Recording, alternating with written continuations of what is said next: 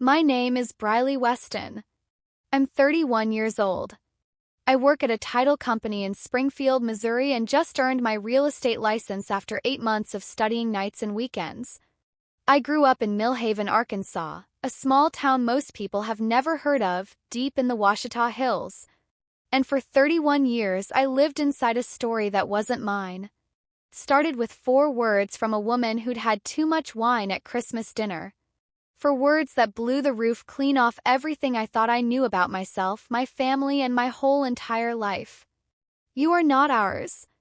My Uncle Bill knocked over his sweet tea. My mom put both hands flat on the table like she was trying to hold the earth down. And every single person in that room, 12 of them including my grandma Shirley, who is 83 and still drives herself to church every Sunday, just froze. Nobody breathed. Christmas tree blinked on and off like it was putting a period at the end of everything. I want you to understand something before I get into all of it. For as long as I can remember, I felt like I was standing just outside a window, watching a family that sort of looked like mine but never quite let me in. I had explanations for all of it. I was the sensitive one. The difficult one. Kid who made things harder just by being herself. I was wrong. I was just someone else's daughter raised inside the wrong house. But before I go any further, pause for 1 second. If you've ever felt invisible in your own family, if you've ever been the odd one out at the dinner table, if this opening hit you somewhere real, hit that subscribe button right now. And drop your city and your local time in the comments. I want to see where in the world people are watching this at. I read every single comment. Okay. Let me take you back to that December night when everything cracked open. I drive 3 hours from my apartment in Springfield, Missouri to reach Millhaven, a small mountain town in rural Arkansas. Population maybe 10,000. Kind of place where people know your grandparents' maiden names and who dated who back in high school. My parents' house is out on Ridgemont Road, gray brick, black shutters, an American flag on a pole in the yard that Dad replaces every Memorial Day like clockwork. I park behind my sister Bethany's brand new Jeep Grand Cherokee. Fully loaded. My car is a 9-year-old Hyundai Sonata with a passenger side mirror held on by duct tape and prayer. Mom opens the door in a red apron. Briley, you made it, honey. She hugs me the way you hug someone you feel obligated to hug. Quick, efficient, already looking past me. Inside smells like pine and pot roast. And there on the wall above the mantel, same as always, are the photos. I count them every time I visit. I don't know why I still do it. Maybe hoping one year the count will change. 16 framed photographs. Bethany at her dance recital. Bethany and Dad at a Razorbacks game. Bethany's high school graduation. Bethany's wedding day. Bethany holding her first baby. Not one of me. Not a single one. I set my pecan pie on the kitchen counter. Mom glances at it. Oh, Bethany already brought dessert. We've probably got more than enough. Right, I say. Sure. I find my seat in the dining room. Same one I always get, a metal folding chair at the far end of the table near the kitchen door. Everyone else is in matching oak dining chairs. I run my finger along the cold metal frame. 31 Christmases. Same chair. While everyone gathers in the living room, I slip down the hallway. My feet still know which boards creak. My old bedroom is a sewing room now. My mom's quilting machine shoved against the window, fabric bins stacked in the corner, a single bare mattress nobody bothered to move. When I was 9, Bethany turned 12. Mom and Dad announced she needed more space and gave her the room at the end of the hall, the big one with the attached bathroom and the bay window overlooking the backyard. They painted it lavender and got her a new comforter and a full-length mirror. I stayed in my little 8x10 box facing the neighbor's chain-link fence. I shared it with the off-season holiday decorations until I left at 18. The food was the same division, too. Bethany ate whatever Mom and Dad ate, pot roast, grilled chicken, Sunday brisket. I got whatever was left. Most nights that meant Kraft mac and cheese or a microwave burrito. Bethany has a bigger appetite, Mom used to say. You're a picky eater, Briley. I wasn't picky. I was just hungry. The birthday I think about most is my 11th. I came downstairs expecting cake. There was none. Mom had forgotten. She apologized 2 days later with a gas station cupcake and a candle that wouldn't stay lit. 3 weeks after that, Bethany turned 14. Bounce house, 20 friends, a 3-tier cake from the bakery downtown, streamers on the mailbox. I stood in the kitchen doorway and watched through the screen. At 11, I stopped asking why. I decided I was the difficult child. The one who made everything harder. That story stuck for 20 more years. Bethany is 34 now, a dental hygienist, married to Chad, who manages a chain of car washes across 3 counties. They just built a house on the lake. Dad gave them $15,000 for the down payment and brought it up twice tonight, both times with his chest puffed like he personally poured the foundation.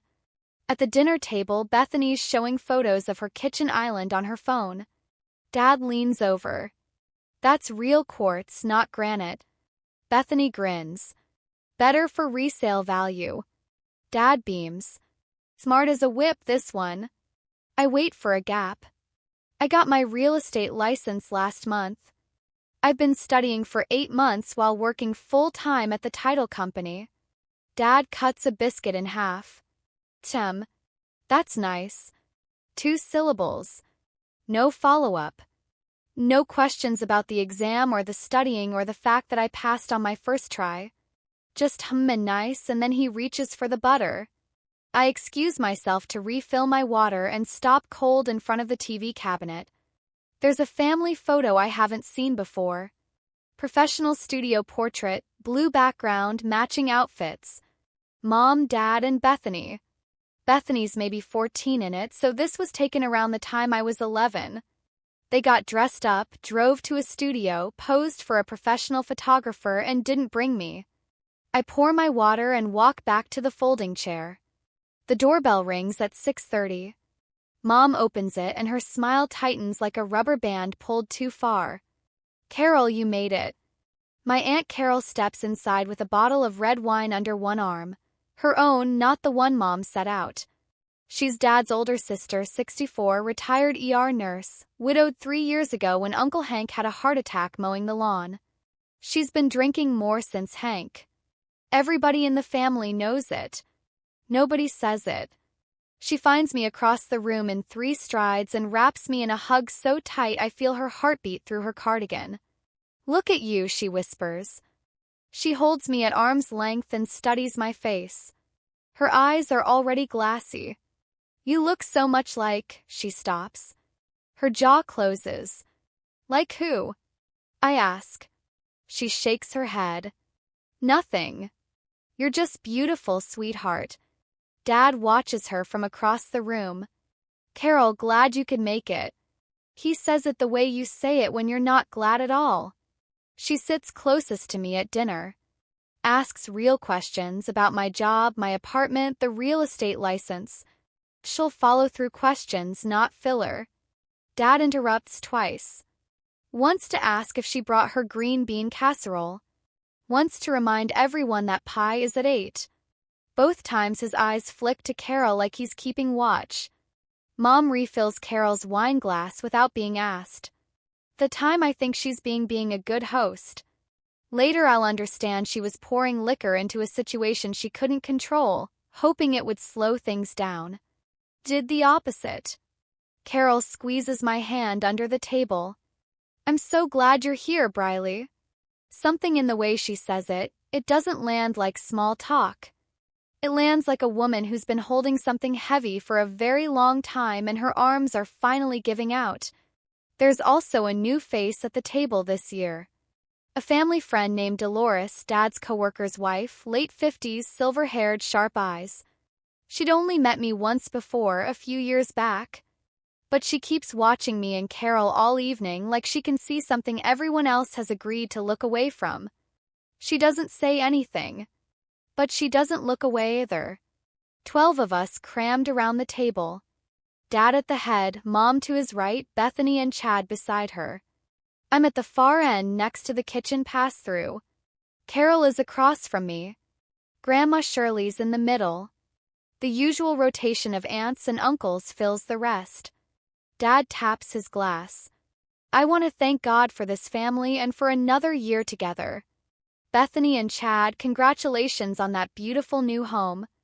Chad, welcome to the Westons. Everyone claps. Bethany glows. Grandma Shirley clears her throat from the middle of the table. And Briley got her real estate license, didn't you, sweetheart? First try. I did. Thank you, Grandma. That girl could do anything she sets her mind to, Shirley says, looking directly at Dad. He reaches for the mashed potatoes and says nothing. Carol is on her third glass. Her eyes don't leave me across the table. Mom leans over and says something quiet to her. Maybe slow down a little tonight, Carol. Carol lifts her glass. Maybe you all should have slowed down 30 years ago, Linda. Table doesn't catch it.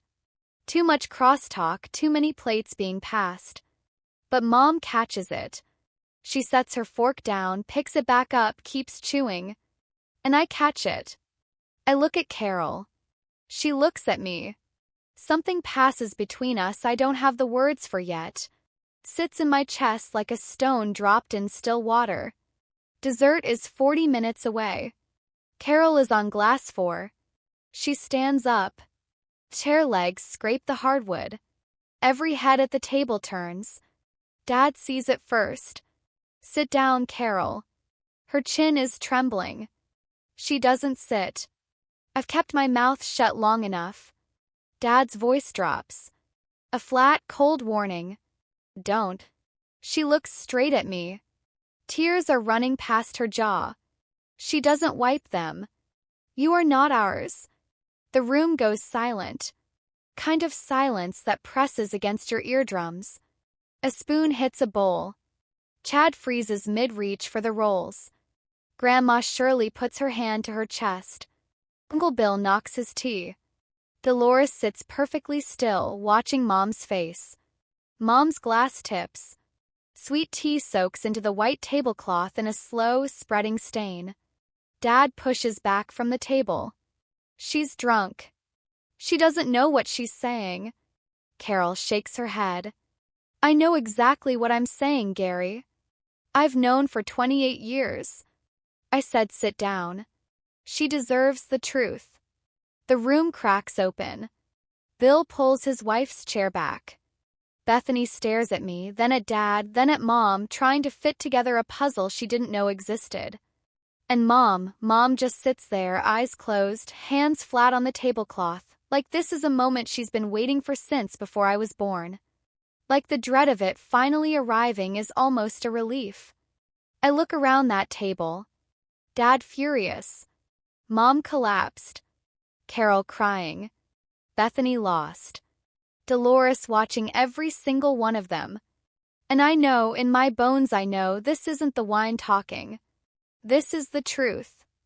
The wine just kicked the door open. I stand up, fold my napkin, set it beside my plate, and walk out the front door. I start my car. I pull off Ridgemont Road. 4 words. 31 years of silence. And the whole house came down behind me. I park in the lot behind Millhaven First Baptist, 4 blocks from the house. Engine running, hands shaking on the steering wheel. The lot is empty except for me and a security light throwing orange across the hood of my car. My breath fogs the windshield. My phone starts going off. I let it ring. Mom 6 calls. Dad 3. Bethany 4. Then a text from Grandma Shirley. You safe, honey child? I text back, I'm safe, Grandma. On the 10th ring I pick up. It's Mom. Briley, come back inside. She's been drinking. She doesn't know what she said. Then why is Dad screaming at her instead of confused? Silence. 6 seconds. 10. Please don't make this bigger than it needs to be. Bigger than what? Mom, tell me what this is. Nothing. She breathes. I count the seconds. Come home. We can talk. We have had 31 years to talk. You chose all 31 of those years to stay quiet. She starts crying. The quiet kind, air catching in the back of her throat. I've heard that sound through walls my whole life and never understood where it came from. Tell me the truth right now, Mom. Right now on this phone. I can't. Not like this. Then I'll find it myself. I hang up. I sit in that parking lot for maybe 45 minutes. Time goes soft when the ground drops out from under you. Before I pull out, I open my browser and type 4 words into the search bar: home DNA test kit. I order one before I leave the lot. Processing time 6 to 8 weeks. Next morning. My apartment in Springfield. 1 bedroom, clean, small. Every single thing in it I bought myself. 7:50 a.m. someone starts hammering on my door. Not knocking. Hammering. I open it. Dad is on the landing in his hunting jacket. He doesn't wait. Walks past me, sits at my kitchen table like it's his. Carol's been unstable since Hank passed. She drinks. She makes things up. I lean against the counter with my arms crossed. Does she? She's always been dramatic. Ask anybody in that family. I'm asking you. He looks at his hands. Thick hands, calloused from 30 years running heavy equipment at the county road department. Hands that built Bethany's treehouse in the backyard. Hands that never built me anything. Do I look like you, Dad? His jaw tightens. You look like your mother. Mom has hazel eyes. You have brown. Bethany has brown. I have green. The fridge hums. Neither of us says anything for a long moment. If you go digging into this, he says slowly, you will blow up everything. Everything like what, exactly? The 16 photos on the wall that aren't of me? The birthday cake you forgot when I turned 11? The bedroom you turned into a sewing room before I even finished packing my boxes? He stands. Chair scrapes my linoleum floor. I came here to protect this family, Briley. You came here to protect yourself. He walks to the door, stops, doesn't turn around. You want to know the truth? Some truths don't fix anything. They just hurt everybody. The door closes. I sit where he sat, open my laptop, and confirm the order. Kit arrives Thursday. I stare at it on my kitchen counter for 2 days before I open it. Cheek swab, vial, prepaid return envelope.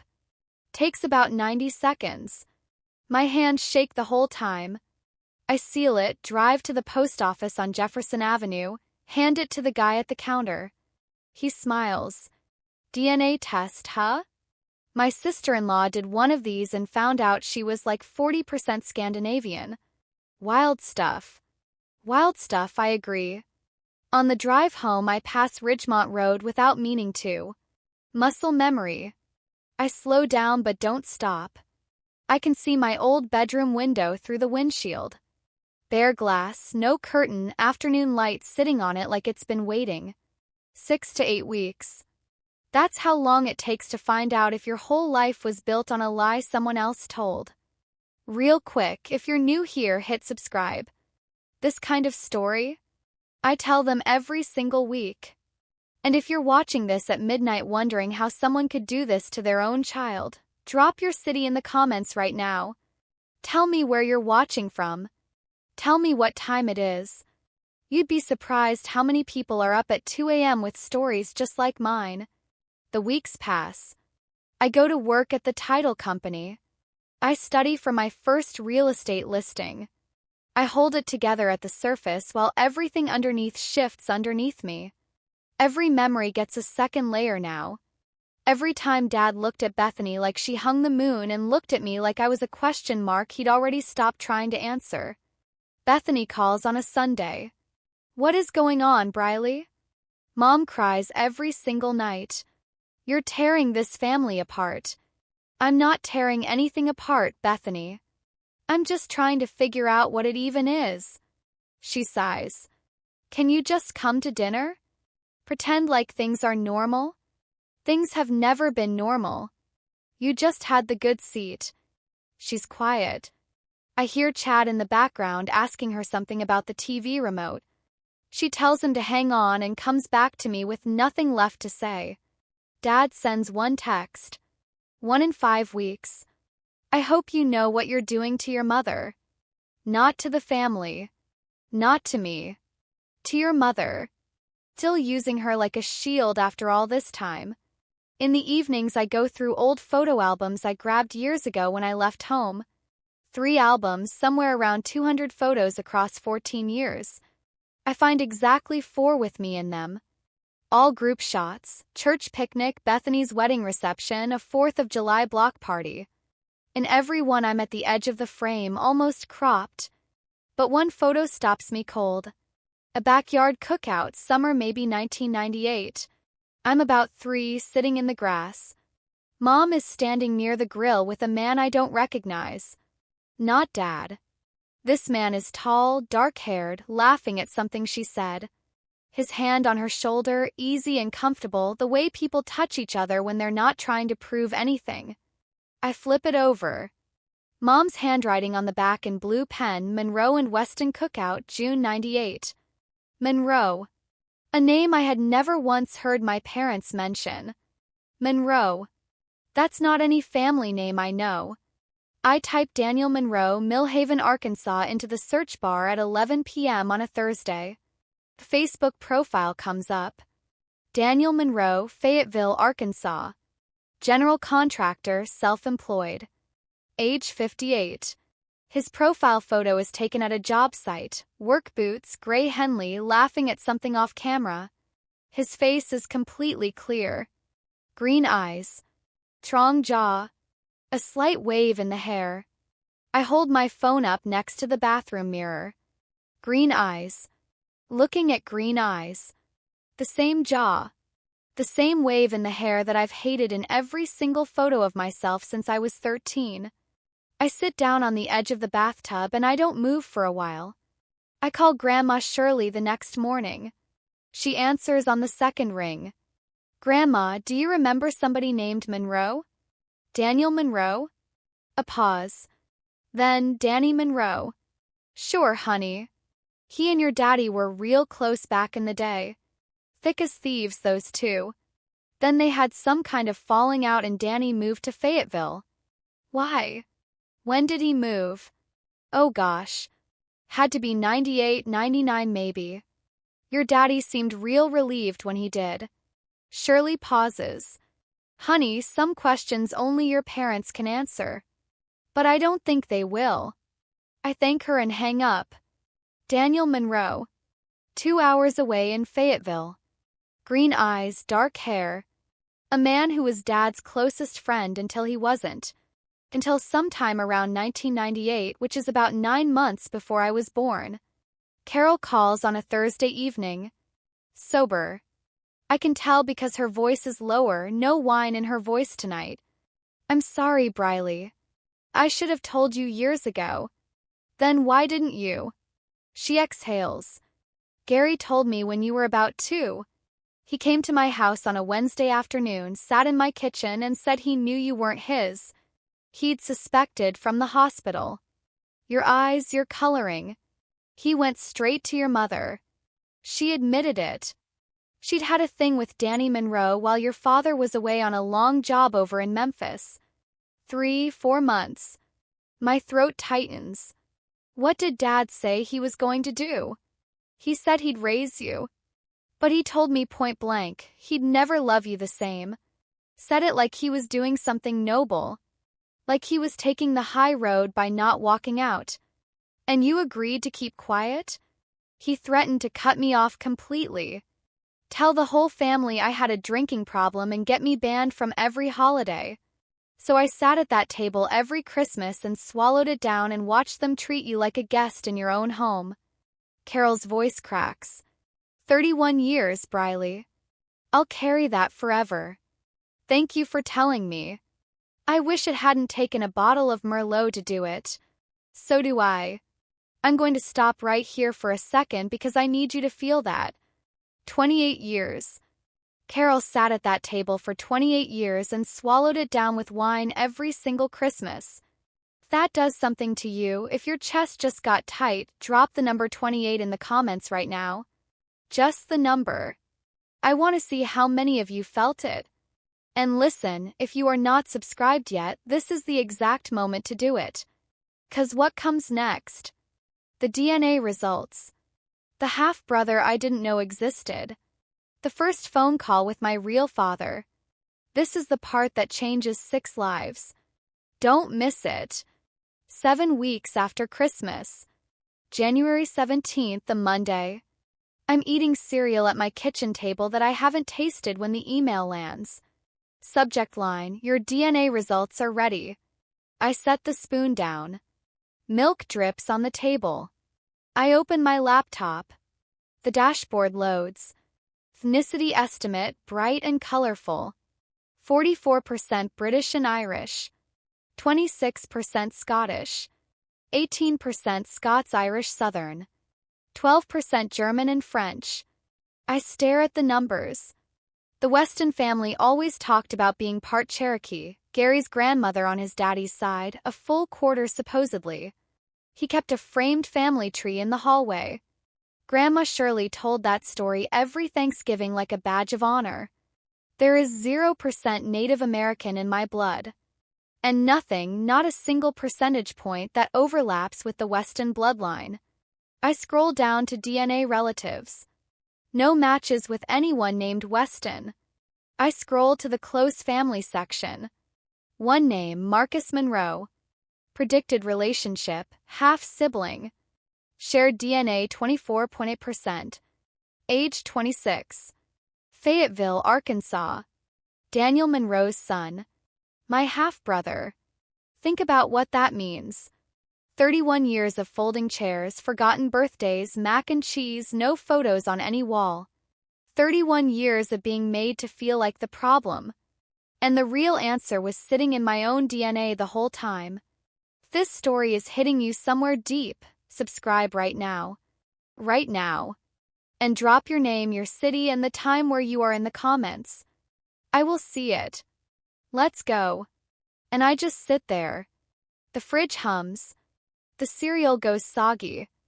And I cry, not the way I expected to, not with rage or grief, but with the kind of relief you feel when pressure you didn't even know you were carrying just been sealed for 3 decades finally releasing. I wasn't the difficult child. I was just somebody else's kid raised in the wrong house and made to feel like the problem when the problem was never me. I wipe my face. Scroll down. I pull up Marcus Monroe's profile. 26, Fayetteville. His public photo shows a young guy with dark hair and green eyes leaning against a pickup truck, laughing at whoever is holding the camera. Same jaw. Same wave in the hair. Science doesn't lie. It has no reason to. I call Carol. It's confirmed, I say. Daniel Monroe. She cries. Does Daniel know about you? I don't think so. Your dad made your mom swear she'd never tell him. Said if Danny ever found out, he'd come back and everything would unravel. Everything did unravel. Just 31 years late. I drive to Millhaven on a Friday afternoon. Mom's car is in the driveway. Dad's truck is gone, out on the road crew. She opens the door before I knock, like she's been watching the road all week. I don't sit down. I set my laptop on the kitchen table, open it, and turn the screen toward her. She looks at the results. I watch her face drain in stages, forehead first, then cheeks, then lips. Where did you get this? I swabbed my own cheek, Mom. That's all it took. Do you understand that? Q-tip in 6 weeks. Those tests aren't always. I have a half-brother named Marcus. He's 26. He lives in Fayetteville. His father is Daniel Monroe. She grips the counter edge. Her knuckles go white. And then she just folds.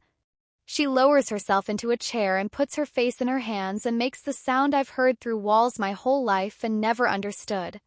The story comes out in pieces. Daniel was Dad's best friend since high school. Dad took a 4-month road job over in Memphis, long hours, barely home. Mom was 26, alone with 2-year-old Bethany. Daniel came around to help out. Fixed the porch railing. Mowed the lawn. Brought groceries. Then it was more than that. She ended it the day she found out she was pregnant. Cut Daniel off completely. Told him not to call. Told Dad the baby was his. But Dad knew. He knew from the first time he looked at you in the hospital, Mom says. Your eyes. He came home from that road job and the first morning he saw you, I watched him look at you and look at me and I could see it happen in real time. He knew. And he stayed. She nods. He stayed. But he made me sign something. A handwritten letter. Promise. Never contact Daniel. Never tell you. If I broke it, he said he'd take Bethany and leave and I'd lose both of you. You chose yourself, Mom. And you made me pay for it. I was 26 and terrified, Briley. I was 0. I never got a choice at all. Dad calls me that evening at 8:15. His voice is gravel and gasoline. You had no right to dig into this. I'm driving back to Springfield. Headlights on the dark Arkansas highway. I had no right to know who I am. I raised you. I kept a roof over your head for 18 years. I fed you. You gave me a folding chair, Dad. Every Christmas for 31 years. You gave me the sewing room. You skipped my high school graduation. I watched you drive away from the parking lot. I stood in my cap and gown in the parking lot and I watched your truck pull out. Silence. Mom is in the background somewhere, crying. I was there for you, he says slowly, when I didn't have to be. Instead of leaving, you stayed and punished me every day for something my mother did before I was born. That's not a gift. That's not something you get to hold over me. If you contact that man, you are done with this family. Don't come to Easter. Don't come to anything. I'm already done with what this family used to be before Christmas. I hang up. I keep my eyes on the road. The highway is wide open and dark and empty. And there is a stillness in my chest, the kind that only comes when something you've been holding for years finally lets go. I am going to contact Daniel Monroe. And I'm going to Easter. Both. Saturday morning. Coffee going cold on my counter. I open my laptop and find the contact section on Daniel Monroe's contracting website, D. Monroe Custom Builds, Fayetteville, Arkansas, and I write him an email. 6 attempts. Each one either too desperate or too flat. On the 7th, I just write it straight through. My name is Briley Weston. I'm 31 years old. I grew up in Millhaven, Arkansas. I recently took a DNA test and a young man named Marcus Monroe came back as my half-sibling. I believe you may be my real father. I'm not here to cause you trouble or ask you for anything. I just want to know the truth. If you're willing to talk, I'd be grateful. I hit send before I can talk myself out of it. Then I walk to the bathroom, turn the shower on, and stand under the water until it goes cold. There is something about sending a message like that. It's not like mailing the DNA kit. That was science, just a sample in a box, cold and simple. This is a person. A man who might read my name and feel nothing. Or feel everything. Or feel the kind of guilt that makes people close a browser tab and pretend it never opened. I stand at the bathroom mirror and study my own face. For the first time, not looking for what's familiar, but for where things came from. Green eyes. Dark hair with that stubborn wave. The jaw, the cheekbones. I look like someone. Just not the people I grew up with. 48 hours. That's how long I wait. Monday evening. I'm folding laundry when my phone buzzes with an email notification. Subject: re-DNA test. I sit on the edge of my bed. I hold the phone in both hands. Briley, I have read your message 4 times and I still don't know how to write this. I did not know. I swear to you I did not know. Linda told me it was over and that I needed to go. She never told me she was pregnant. I thought about her for years after I moved. I thought about that whole time for years. I never in my life imagined. Please call me. His number was at the bottom. I call it. Rings twice. Briley. His voice is warm and careful in the specific way of someone holding something they're afraid to drop. Yes. Hi. 10 seconds of quiet. I hear him breathing. I hear myself. I'm so sorry, he says. And his voice breaks on the word sorry in a way you can't fake. I didn't know. If I had known, Briley, if I had known for one single day. I believe you. He tells me his side. They were together for about 4 months. She ended it overnight with no explanation. Told him Gary was coming back from Memphis and he needed to leave Millhaven. He packed a truck and drove to Fayetteville. Started over. Met someone, had Marcus, got divorced 6 years ago. He'd called a mutual friend once, back in 2005, just to know Linda was okay. The friend said she was fine. Had 2 girls. 2 girls, he says. I didn't even think to do the math. His voice goes quiet. 31 years. I miss 31 years of your life. You didn't miss them. They were kept from you. Can I meet you? Is that okay? Would that be okay? Yeah, I'd like that. I need you to stop here for 1 second and really sit with that.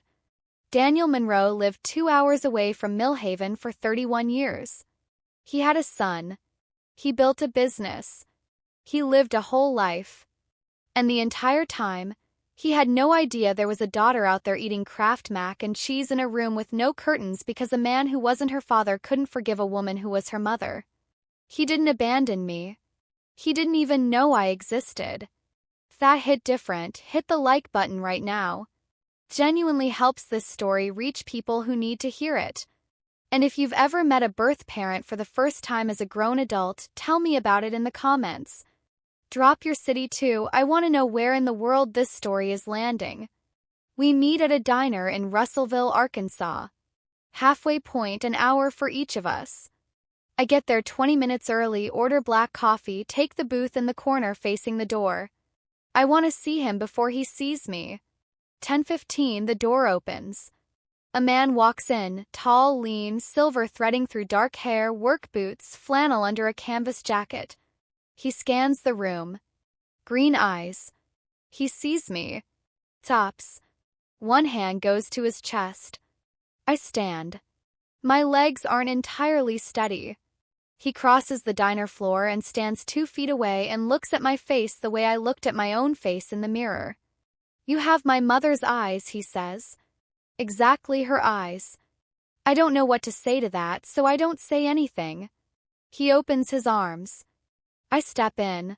He holds me the way you hold something you thought you'd never get back. We sit. We talk for 2.5 hours. He tells me about his contracting business, custom home builds mostly, some remodels, a few commercial jobs. Tells me about Marcus, 26, good kid, works as a diesel mechanic, lives in a duplex near the U of A campus, obsessed with restoring old trucks. Tells me about the divorce, about the years after Linda, about the way Millhaven would come back to him sometimes without warning. I tell him about the title company, about the real estate license, about community college at night while working full days, about the Hyundai with the duct-taped mirror, about paying every single one of my own bills since I was 18 because asking felt like too much to ask. His eyes go red. You did all of that alone? I thought I was the difficult one. Turns out I was just the inconvenient one. He presses his palms flat on the table, steadying himself. You should never have had to earn what was owed to you from day one. Before we leave, he asks if Gary knows I'm here. He told me not to contact you. Daniel looks at his coffee cup for a long time. He knew. He always knew. And he sent me away anyway. Bethany calls that evening. Her voice is heavier than I've ever heard it. Like something landed on her while I was gone. Mom told me everything. Is all of it true? Which part? The affair, the DNA test, or the 31 years? All of it. Yeah, all of it. Long pause. I hear Chad ask about dinner from another room. She waves him off. Briley, why didn't you tell me you were getting tested? Why didn't you ever wonder, Bethany? Why I ate different food? Why I had no curtains in my room? Why every single photo on that wall is of you? I just thought that's how it was. That some kids are just closer with their parents. That's because you were on the inside of it. The line goes so quiet I checked to see if she dropped the call. I'm sorry, Briley. I mean it. I really am. I believe you. But sorry doesn't rewrite 31 years. No. I guess it doesn't. She sniffs. What are you going to do? I'm going to Easter. Briley. Dad said. Dad has been saying things to keep me quiet since before I could talk back. There are going to be 15 people in that house, and every single one of them deserves to hear what actually happened from me. Not the version Dad controls. Not the one Mom hides behind.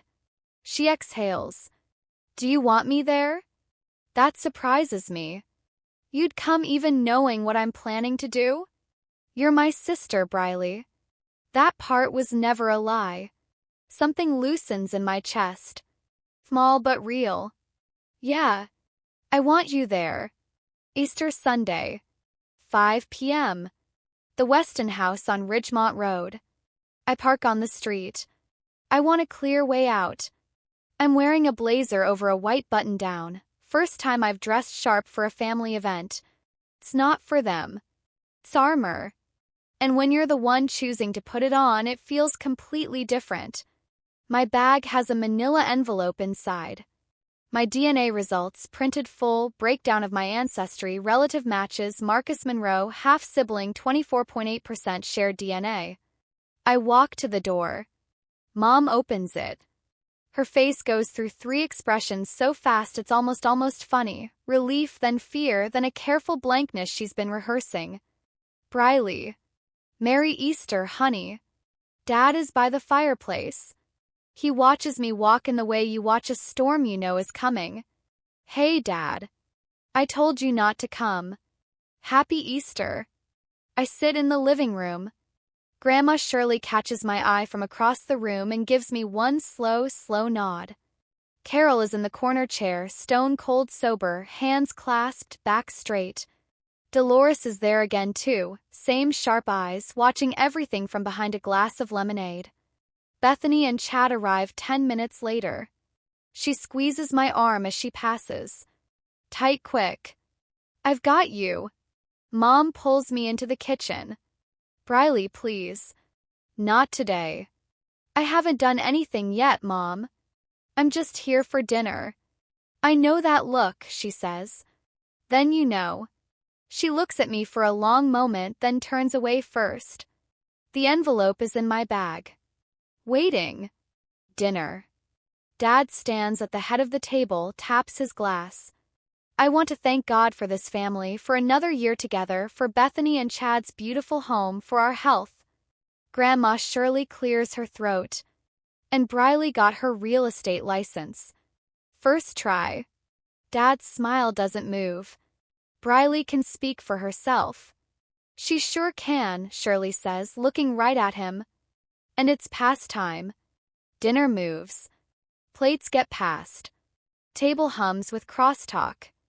But underneath it, everyone is paying attention. You can feel it, that feeling people give off when they're braced for something. During gifts afterward, Bethany hands me a small box. Inside, a silver bracelet, simple and clean, with a small green stone. Color of your eyes, she says. Her voice is unsteady. I put it on right there. Mom gives me a gift card to Target. Dad gives me nothing. He gives Bethany an envelope, a check for $1,200 toward their kitchen renovation. She hugs him. He holds her. He says, you two are making something real. And I look at the wall. 16 photographs of Bethany. None of me. He's announced plans to add more. Something in me that has been bending for 3 decades goes quiet and still and then snaps.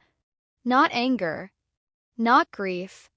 Clarity, the specific kind that comes when you've been staring at a locked door your whole life and you realize you've had the key in your pocket the whole time. I stand. I reach into my bag and pull out the manila envelope. Grandma Shirley says quietly, "Oh Lord." 15 people in this room. I stand in the center of the living room. The Easter lily on the mantel. The wall of photos behind me. I need to say something and I need everybody here to hear it. Dad stands. Briley. Don't. You've had 31 years of don't, Dad. I'm done. I open the envelope. Pull out the printed results. My hands are steady. I took a DNA test. These are the results. My ethnicity is 44% British and Irish, 26% Scottish, 18% Scots-Irish Southern, 12% German and French. I look at Dad. 0% Native American. 0% anything that matches the Weston family bloodline. The conclusion about who my father is right here in black and white. Gary Weston is excluded as real father. Someone makes a sound, sharp, sharp. My real father is Daniel Monroe. He grew up in this town. He was your best friend, Dad. He left in 1998 because my mother told him to go. He did not know I existed until 6 weeks ago. I turned to Dad. You knew. You have known since the delivery room. You saw my eyes and you knew. And instead of leaving, which would have been honest, you stayed and you punished me for 31 years. Every meal, every birthday you forgot, every photo you didn't take. Every time you looked at Bethany like she was everything and looked at me like I was the thing you were trying to forget. I turned to Mom. I needed one of you to tell me the truth. Just one. You chose silence every single time. Not to protect me. To protect yourselves. The room is absolutely silent. Chad stares at the floor. Uncle Bill has his hand over his mouth. Dolores sits perfectly still, eyes wet. Grandma Shirley stands up from her chair. 83 years old and she stands up. She points one finger at Gary Weston across the table. You did not have the right, she says. Not for one day. Carol rises. She told the truth. Every word of it. Dad turns to Carol. His face is white. You had no right. I had every right, Carol says. The one thing I regret is waiting this long. Bethany steps into the center of the room beside me. Is that why? She's looking at Dad. That's why you gave her the folding chair? 'Cause of what Mom did? She was a baby, Dad. She was 0 years old. I raised her, Dad says, and his voice has gone hollow. I gave her. You gave her mac and cheese while I got steak, Bethany says. And I didn't even notice. Her voice breaks. I didn't even notice. Dad sinks into his chair. The man who has stood at the head of that table for 31 years just folds. His head goes into his hands. He makes a sound I have never heard come out of him before. Tried, he says, muffled. I tried to love you the same. No, you didn't, Carol says, quiet and absolute. You really didn't. I pick up my bag. I wrap Bethany's bracelet around my wrist and hold it there. I face the room, 15 people, some crying, some holding hands under the table. I'm not here asking anyone to choose sides. I'm not asking for an apology tonight. I just needed the people who watched me grow up invisible to finally see me. I turn to Bethany. You didn't know. I don't blame you. She grabs my hand. I let her hold it. 3 seconds. Then I let go. I walk to the front door. Stop. Turn around one last time. That wall. 16 photos of Bethany. Maybe someday there'll be room for one of mine. I open the door and step into the April evening. The air smells like cut grass and something blooming. It hits my face and I breathe it in, and it is the deepest breath I have taken in 31 years. I drive home. The road is quiet. And for the first time in my life, I am not the difficult child. I am just a woman who finally told the truth. Stay with me right here. Because the aftermath, what happened to every single person in that room after Easter Sunday, that's the part most stories skip. That's what I'm about to tell you right now. And if you haven't subscribed yet, do it right now. Then drop your city and the time where you are in the comments. I genuinely love seeing where people are watching from. Okay. Let's go. 6 lives. That's what 4 words and 1 DNA test rearranged. Me, Briley. I don't go back to Millhaven. I start therapy in February, Thursdays at 5. My therapist's name is Dr. Whitmore, and she has a little succulent on her windowsill that somehow thrives in the fluorescent light. In our 4th session, she says something I write on a sticky note and put on my bathroom mirror. You didn't cause the damage, Briley. You just stopped being the one who cleaned it up for everybody else. Gary, Dad, sits in the garage most nights now. Mom says he barely talks. The extended family thins out, the Sunday dinners shrink. Grandma Shirley sends him a letter. 3 pages, handwritten. He doesn't call her back for 6 weeks. Linda, Mom, starts seeing a counselor of her own in March. She calls me every Sunday. Sometimes I answer, sometimes I let it go to voicemail and call back the next day. Baby steps. She tells me she told her counselor everything. 31 years of going along with it all in 50-minute sessions. Bethany calls me every Thursday evening now. She asks actual follow-through questions, not conversation filler, not small talk. She's been looking back at every advantage she had and seeing my absence in each one. Realizing that I didn't know isn't the same as it wasn't happening. Carol, sleeping through the night. She told me on the phone, first time in years I don't wake up at 3 a.m. with something pressing on my chest. Gary hasn't spoken to her since Easter Sunday. She says that's the price and she'd pay it again. Daniel tells Marcus everything.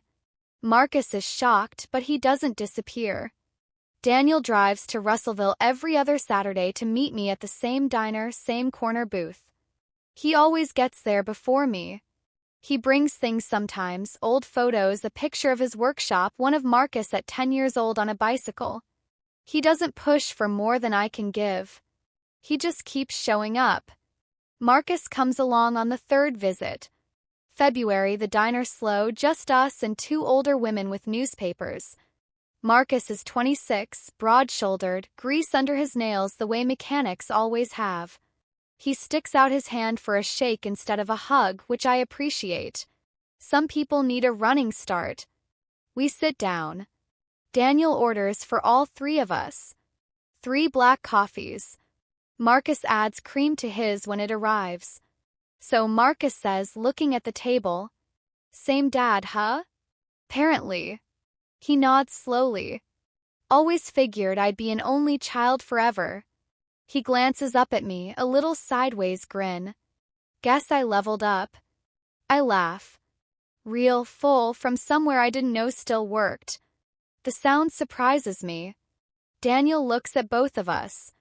His eyes go red at the edges. You 2 laugh exactly the same, he says. Same rhythm. Same everything. Marcus points at me. She got the better version, though. More musical. We talk for 2 hours. He tells me about the diesel shop, about the '78 Bronco he's rebuilding in Daniel's garage, about how Daniel used to get a certain look sometimes just staring at nothing, and Marcus always figured it was about a woman. He glances at Daniel. Guess it was about 2. Daniel sets his coffee down. He looks at both of us. He presses his palms flat on the table, steadying himself, and he says, I know it's 31 years late, but welcome to the Monroes. Marcus slides his fist across the table. I bump it. It's not everything, but it's a beginning. February turns to March. The days get longer. On a Wednesday, I find something in my mailbox, a regular white envelope, no return address, but I know the handwriting immediately. tight and slanted the way Dad has always written, like he learned it from someone who had very strict opinions about cursive. I sit at my kitchen table and open it. Yellow-lined paper. Kind from the junk drawer by the flashlight batteries. He doesn't start with my name. He starts with the night I was born. The nurse put you in your mother's arms and I was standing right there. You opened your eyes and they were green, clear green, and I looked at your mother and she looked at the wall. And I knew. I told myself I was big enough to love you the same. That I could separate what she did from who you were. I couldn't. Every time I looked at you, I saw what happened. Every time I looked at Bethany, I saw proof that she was mine. I held on to Bethany because she was the only thing in that house I was certain of. He goes on. You were always a good kid, Briley. Quiet. Hardworking. You never complained. You just went smaller. And I let you. I watched you disappear into that house and I told myself that was your choice. It was mine. I don't expect you to forgive me. But I needed you to know I see it now. He signed it Gary. Not Dad. Not love. Just his name. I read it twice. Folded on the original creases. Put it in the top drawer of my nightstand. I don't reply. But I don't throw it away. The drawer isn't locked. If Gary's letter hit you somewhere, if you've ever gotten an apology that came too late or not at all, drop a heart in the comments. And tell me your city. Seriously, I love seeing where people are watching from. London, Lagos, Los Angeles, a small town in the middle of nowhere, drop it below. Bethany invites me to see her house in late March. I drive to Millhaven but skip Ridgemont Road entirely. She opens the front door before I've even parked. You made it. It's a small town, Bethany. Everything here is 5 minutes from everything else. She laughs and pulls me inside. The house smells like fresh paint and the vanilla candle she's always burned.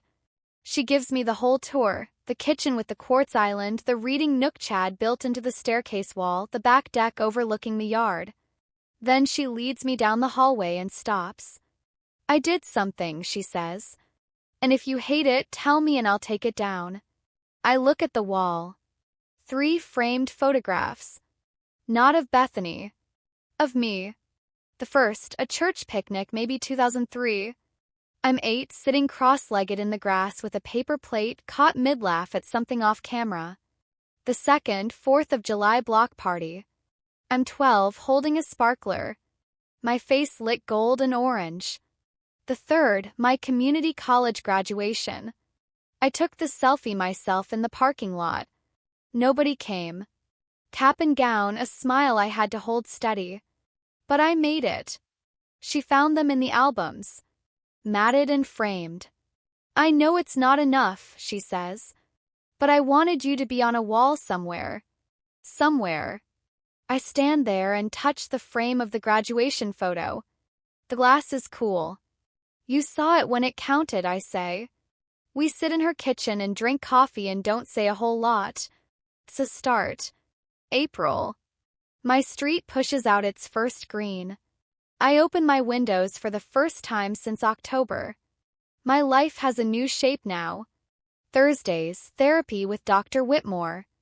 We're working through what she calls the story I had been telling myself, the version of myself I built to explain 31 years of being treated like the problem. That story is dissolving. Slowly, like ink in water. But it's going. Every other Saturday, Daniel drives to Russellville. Same diner, same booth. He's always early. Thursdays, Bethany calls. Real questions. She's learning how to be a sister to me instead of just beside me. The difference sounds small. It isn't. Marcus texts me random things now. A video of an engine he rebuilt. A photo of a stray dog he's been feeding behind the shop. A voice memo of a song he's been trying to learn on guitar, asking if I think it sounds good. It does. One afternoon I buy a small silver frame. I put a photo in it, me, Marcus, and Daniel at the diner. First one. My family. I set it on the shelf by my front door. A Saturday in late April. My apartment is clean. Sunlight comes in sideways across the living room floor. I stand on my step stool with a hammer and 4 nails and 4 frames. The first goes up left of center, my community college graduation selfie. Nobody was there to hold the camera. I held it myself. I earned that diploma working 30-hour weeks at the title company and studying at a desk I bought secondhand. Goes on the wall. The second, Daniel and me at the diner, our first meeting. He's leaning forward mid-sentence, hands wrapped around his mug. I'm listening. My face is open in a way I don't recognize from older photos of myself. Goes on the wall. The third, Marcus making a face at the camera, tongue out, cross-eyed, and me genuinely cracking up beside him. The laugh that Daniel says we share exactly. Goes on the wall. The fourth, Bethany and me on her front porch, taken last month. Her arm around my shoulder, mine around hers. Not performing anything. Just standing there the way sisters do when they've finally figured out how. Goes on the wall. I step down off the stool. Set the hammer on the counter. Step back and look. 4 photos. Not 16. No studio lights, no matching outfits, no patriarch at the center. Just me in every single one. Carol said 4 words at Christmas dinner. You are not ours. For 31 years, that sentence would have destroyed me. I'd have heard it as confirmation, proof that I was the difficult one, the one who didn't belong, the one who made everything harder just by existing. But I hear it differently now. I was never a Weston. I was always something else. Something no one let me be. My name is Briley Weston. I'm 31 years old. And for the first time in my life, I know exactly whose daughter I am. 4 photos. All mine. That's more than enough. That's my story. 6 lives, 1 DNA test, 31 years of silence broken open by 4 words at a Christmas table. Before you close this out, I need you to do one thing for me. Think about this question honestly. Is there a truth in your family that everybody already knows but nobody says out loud? A secret that's been sitting at every holiday table for years, the thing everyone tiptoes around, the thing nobody wants to be the one to say? And if someone finally said it out loud, would it blow everything up? Or would it finally set somebody free? Drop your answer in the comments right now. I am not kidding when I say I read every single one. Every single one. And reply to as many as I can. And tell me your city. Tell me what time it is where you are right now. Whether you're watching this at 7 a.m. with your first cup of coffee or at 2 a.m. when the whole house is quiet and you just can't sleep, I want to know. People watch this from all over the world and I think that matters. You matter. This story stayed with you, share it. Send it to one person. Just one. You never know who in your life needed to hear this today. Hit subscribe if you haven't yet. I put out stories like this every single week. Real raw, the kind that make you feel a little less alone at 2 a.m. The next story is linked right up there and in the description. I think you'll want to watch it. Thank you for being here. Wherever you are in this world. Whatever time it is on your clock. I am so glad you stayed all the way to the end. That means more than you know.